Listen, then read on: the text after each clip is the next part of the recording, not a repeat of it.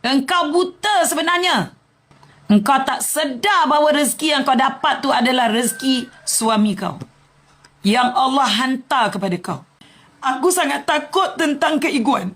Bila Allah uji kita dengan kejayaan, Allah uji kita dengan duit ringgit, Allah beri kita harta benda, tapi kita tak ingat asal usul harta itu datang. Kita terlupa di sebalik adanya harta itu, doa seorang suami itu pagi, petang, siang, malam mendoakan kita, merestukan kita. Kita tak ingat benda tu. Kita sangka benda tu kita dapat dengan kepandaian kita, dapat dengan kerajinan kita, kerana disiplin kita, kerana fokus kita, kerana kecekapan kita. Kita terlupa. Kita terlupa satu perkara. Kejayaan yang kita dapat adalah daripada doa seorang suami. Syurga seorang isteri itu berada di telapak kaki suaminya. Redha suami terhadap isteri itu adalah redha Allah terhadap hamba-Nya. Jadi Kak Tam nak tanyalah kepada korang yang sombong dengan suami ni kan. Lawan suami kau, engkau belum lagi pegang duit RM100,000 macam aku, dik. Engkau tak pegang lagi duit RM100,000 macam aku tau. Engkau dah melawan suami kau. Engkau nampak muka kau yang cantik tu, tapi engkau tak nampak jambatan syurga sebenarnya.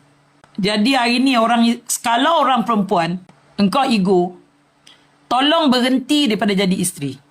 Orang perempuan, kalau engkau nak ego, engkau nak sombong dengan laki kau, kau melawan laki kau, tolong bersara daripada jadi isteri. Sebab status isteri yang kau pegang tu akan mencampakkan kau dalam neraka jahanam. Engkau nak bawa ke mana ego kau tu? Cakap dengan Kak Tam, ke mana kau nak pikul? Tolonglah sedar semua wanita. Kak Tam bukan nak merendah-rendahkan orang perempuan. Kau dengar nasihat Kak Tam baik-baik. Nasihat daripada seorang ibu kepada anaknya. Tak rugi kau taat dengan suami, tahu tak? Kau faham tak saya? Tak rugi kau taat dengan suami, selagi suami tak suruh kau buat benda-benda yang mungkar.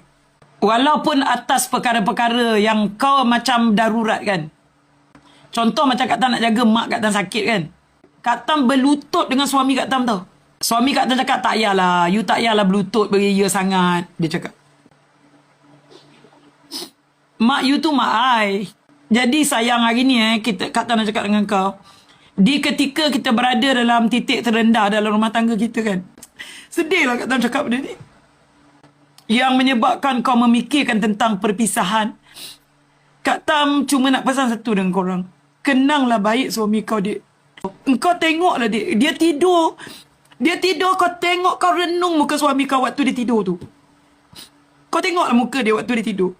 Kau tengok dia kepenatan mencari nafkah untuk menafkahi kau, cuba buat yang terbaik untuk kau. Kenanglah kebaikan dia. Namanya suami kan, kalau kita cari kesempurnaan dia, kau takkan jumpa, dik. Setiap kali kau cari kesempurnaan seorang suami ni, yang kau nampak cuma kekurangan saja. Tambah-tambah lagi kalau kau bandingkan suami kau dengan suami orang. Kau bandingkan dengan suami-suami orang yang kau tengok dalam media sosial tu, dik. Engkau pernah fikir tak kemampuan manusia ni tak sama? Dan engkau tengok orang dekat media sosial, romantik, sweet. Engkau tahu tak sebenarnya kehidupan dia orang tu macam mana? Tak ada rumah tangga yang perfect dalam dunia ni, dik.